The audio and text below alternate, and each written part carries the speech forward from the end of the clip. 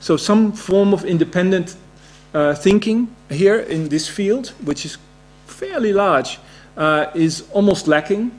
And of course this is known from the NGO development sector already, that there is a problem there in terms of not its accountability, but its openness to critical thinking about the role of NGOs in this fast changing environment. Of course, we extensively talked about issues such as internet governance, to the whole issue about ICANN and the governing of the internet as such. And yeah, this is what you see here are interviews that are both online and available in the documentation with all the people that we could get at the time from literally all over the world, from Latin America, Africa, Asia, Europe, and the United States.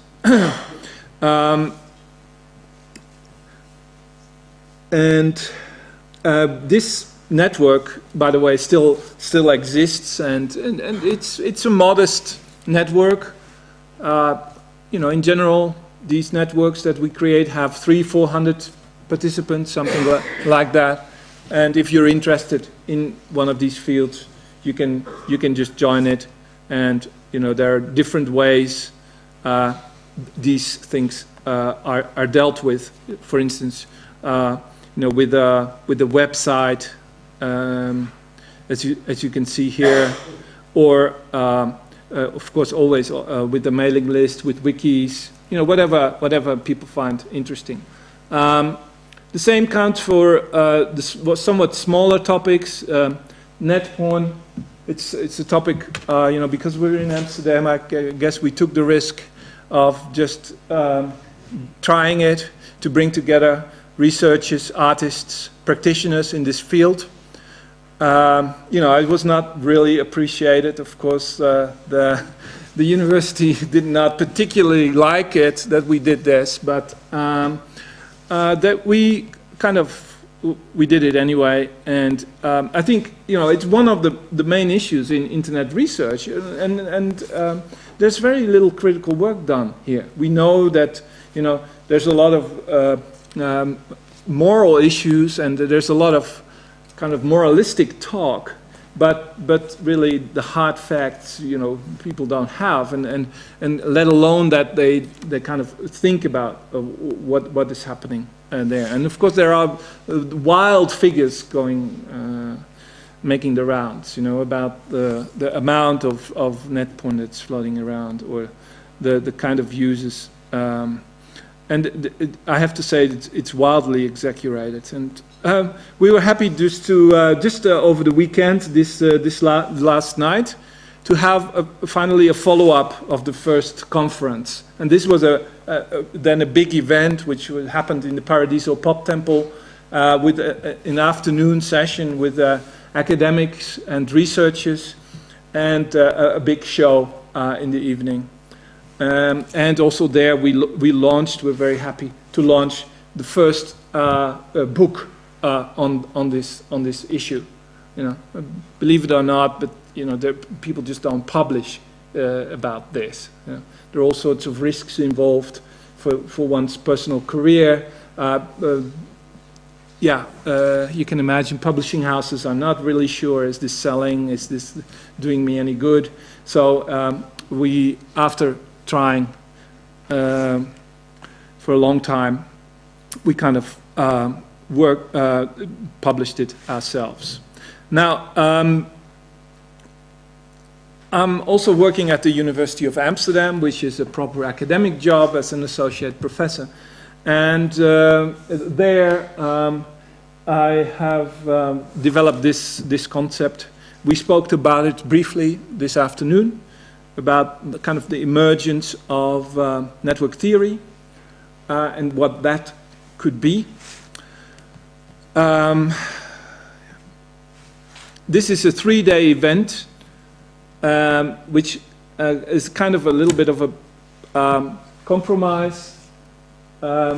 because it has some elements of my approach and some elements of the proper academic call for papers type of conference. It's a model that I personally don't like very much, because I've never seen really good outcomes out of it. So I generally I don't participate in these events, and I also openly criticize the kind of the panelism and the paperism that we find there, that really is only very rarely resulting in interesting work. So, but nonetheless, here we're trying to give a broad overview of where we think network theory is at the moment. And this is done, of course, from a perspective of critical humanities. It is not done from kind of a hard-boiled statistical social science approach. But nonetheless, there are a lot of representatives from this actor network theory, for instance, there. And we have at least tried to open a dialogue to more hardcore computer science approaches, and approaches that focus on the visualization of networks, mapping, and all these issues. Yeah. So I'm looking really forward to this, which is happening next month, and we're just going to see what we can do with this. But the one that I'm really myself more into, that's the one that is called here. It's called Video Vortex, and that I'm working on right now, and that deals with artistic responses to YouTube, and the whole question of the emergence of online video aesthetics, the history of databases, going back really quite a long time. And also theorizing the database, and I think that's very interesting. Interesting work has been done there, and to raise a few critical issues when it comes to YouTube and this massive uptake of online video consumption or participation. It is, as you can see here, participatory culture. We try to deal with that. We try to also deal, of course, with the emergence of open source and free software in this field, the emergence of peer-to-peer networks that try to be a response to the whole YouTube phenomena.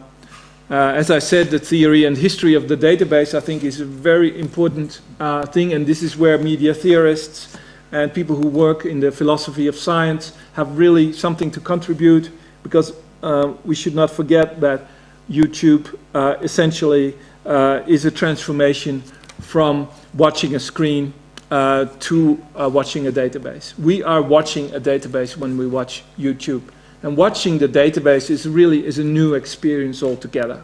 And it, of course, with this comes the whole question of the breaking up of the narrative, or the reconfiguration of narration, if you like, and of course related to that, as is indicated here, are issues of database taxonomy and navigation, because they're closely related. How do we tag these files, and how does the art and politics of tagging then influences our way of navigating these databases, right? And also, of course, the question, is there something like alternative tagging or an alternative practice there? How do we look at the enormous monopoly position that a company like Google is now creating for itself? Of